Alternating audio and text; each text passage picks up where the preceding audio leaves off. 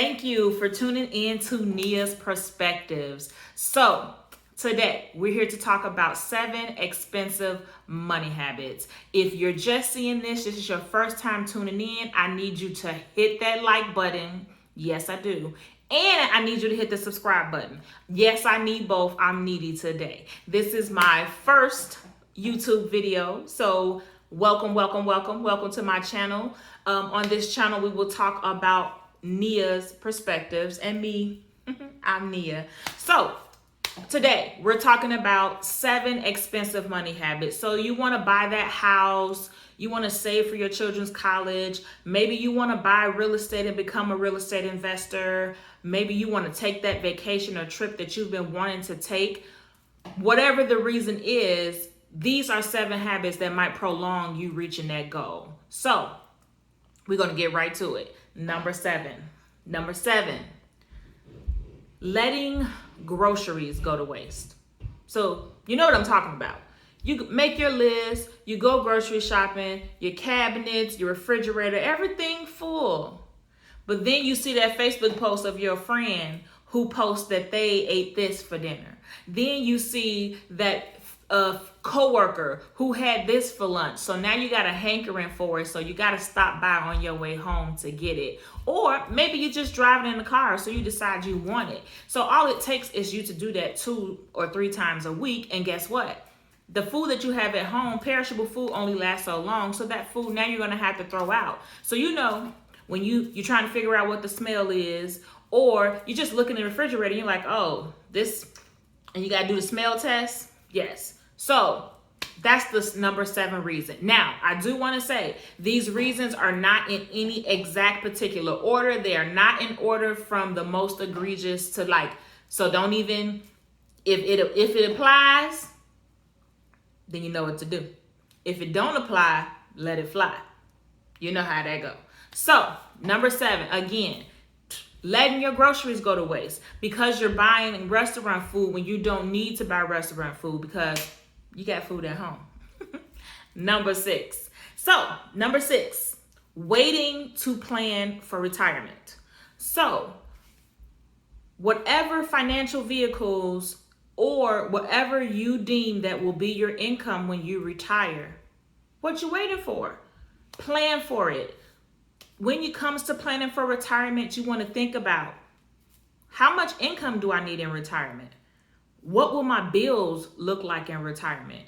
You know, will my house be paid off? Or if my house will be paid off, okay, fine. What do my taxes look like? Things like that. What type of overhead will I have to cover with my retirement income? And that can give you an idea of how much and how to do and go about saving for retirement, okay? So it's really important because you can't get to retirement and then it's just like, oh, what do I do now? Oh my God. So that's what we're working on. That's what you got to work on. So number 5, wearing your emotions in your wallet. That is a very expensive habit. When you wear your emotions in your wallet, it basically means that you buy things to make you feel better. You buy things because you're upset. You buy things because you're sad, or whatever the reason be. But at the end of the day, once you buy it, did it change the situation of the reason why you were sad? And I realize this might be something that you might need to work through and process, or possibly even go to counseling so that you can resolve and find out and work through those issues. But it's important to first make notice and to understand that that's what the problem is, okay?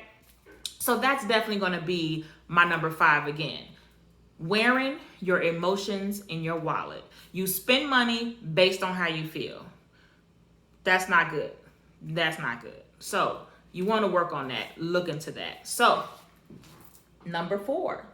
Ignoring your mail, email, statements, bank statements.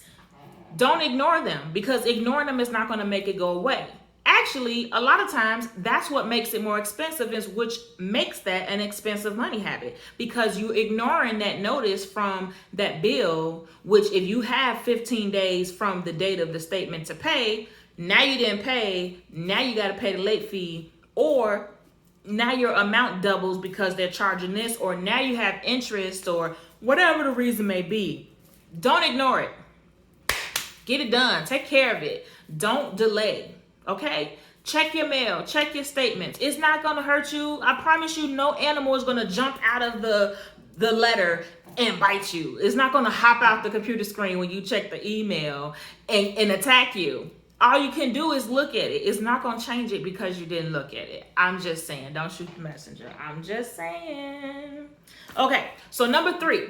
You know how you go and you pick up a new hobby and you think like, oh, well, I need this and I need this and I need to get that. And then the next thing you know, you spend $500, but you haven't made a penny from your new investment. Okay, that's a very expensive habit, because most times you have to try a lot of things before you reach what you're successful at. So for me, when I first started my business, I was making t-shirts. Okay, my t-shirts sold, but they didn't really sell like that. They didn't do too well. And I wasn't really passionate about them. I was doing it because it was a way to make money. So I had to end up aborting that mission. I do have one t-shirt that I wear, but that's just because it has my company slogan on it. But other than that, that's it. So I had to let that go. But what if I would have went and bought a cry cut, if I'm saying that right, and bought all of these things so I can do direct to garment printing and do all of this, and then now I drop this, and guess what? I've spent all this money and I don't need all of this stuff.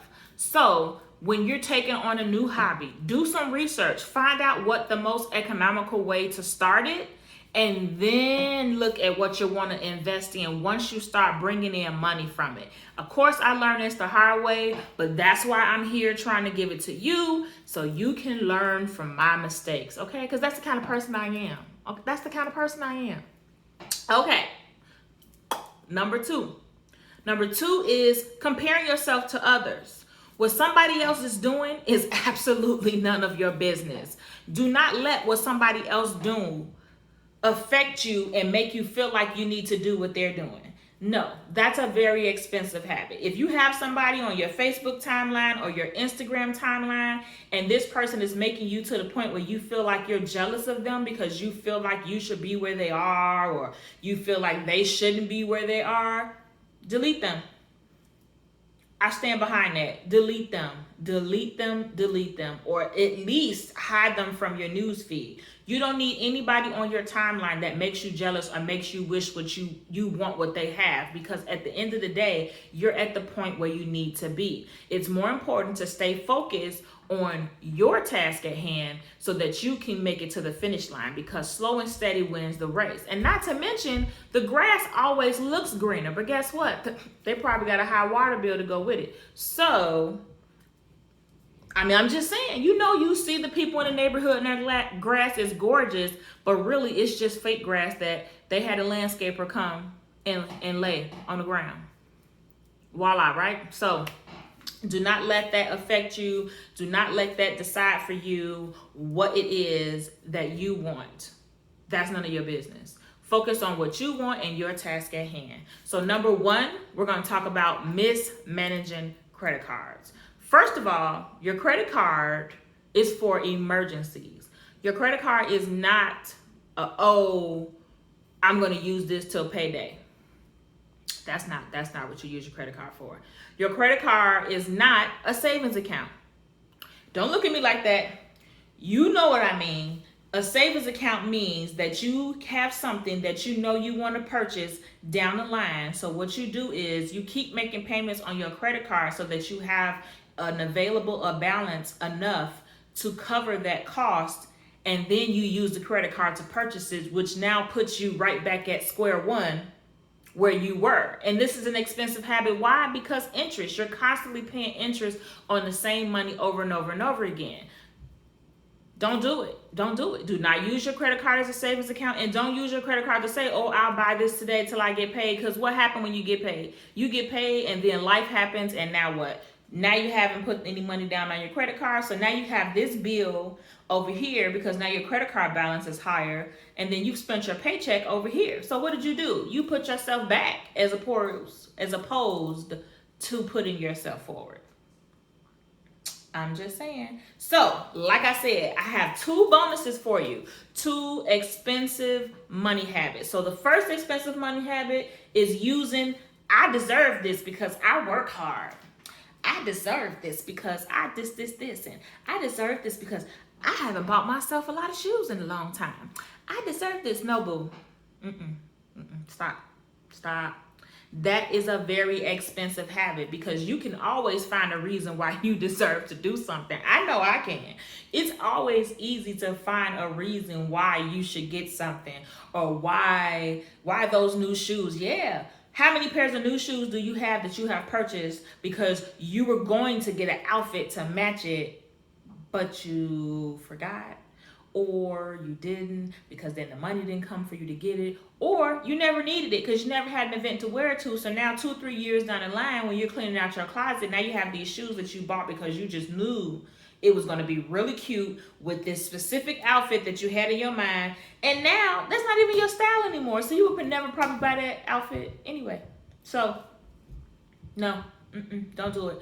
That's your first bonus right there. Using I deserve as I'm going to call it an excuse to buy something that you know you weren't supposed to buy or that you don't need to buy. It's a 150% want. And the next bonus is number 2, not teaching your children the value of money. Now, why this is expensive? This is expensive because if a child grows up and they don't learn the value of money, they seem to think that money grows on trees and they don't seem to understand, so money, you just can't go to the ATM and pick out money. Because I know you've heard that before, that a toddler told you, why don't you go to the ATM to get money? Why don't you go to work to get money? Because they don't understand how money works and how money operates. And it's very simple to just start teaching them. If they want something, maybe they want something that's $100. Ask them, what do they think is a good amount to be paid per hour? Then when they tell you, think about what item or something they want. Look at iPhone. Let them calculate how many hours it would take to get the money for an iPhone. And make sure you take out your federal income tax, your state income tax, Medicare, health insurance, retirement plan. Make sure you take all of those deductions out that paycheck each time and let them see how long it would take them to earn an iPhone. Or if you're into it, pay them for chores and let them earn the iPhone and pay them, if you're able to afford it, pay them for that. Or pay them for solving problems around the house so they can build up the money for the iPhone. So there you have it. 7 expensive money habits with 2 bonuses. So I'm going to run down them again. First, number 7 is letting groceries go to waste. Number 6, waiting to plan for retirement. Number 5, wearing your emotions in your wallet. Number 4, ignoring your mail or email. Number 3, buying all the new equipment you need whenever you take on a new hobby. Number 2, comparing yourself to others. Number 1, mismanaging your credit cards. And you had 2 bonuses. One was using I deserve as an excuse. Number 2 was not teaching your children the value of money. So there you have it. If you're trying to get everything together, if you're trying to get everything together, you're trying to reach your goals, and you're trying to find different ways where you are just spending too much money, these 9 tips can definitely help you get where you need to be. Again, make sure you hit that like button and subscribe to my channel. Stay tuned for so many more videos. Thanks for tuning in.